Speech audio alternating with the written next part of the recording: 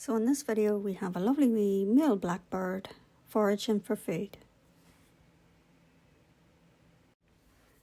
Did you know that blackbirds can hear earthworms moving beneath the ground and use their eyesight to spot their tails sticking out of the soil?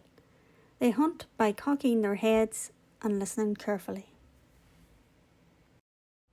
Besides worms, blackbirds eat insects like caterpillars and also fallen fruit and berries.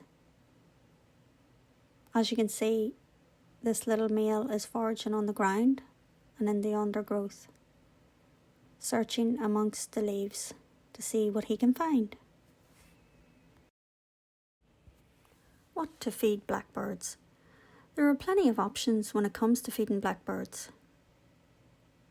Number 1, mealworms, flaked maize, uncooked oats, fat balls and other fat-based food bars.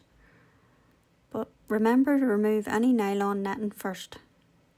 Also waxworms, and also a good substitute for mealworms is dog food. Blackbirds are too large to access most hanging bird feeders.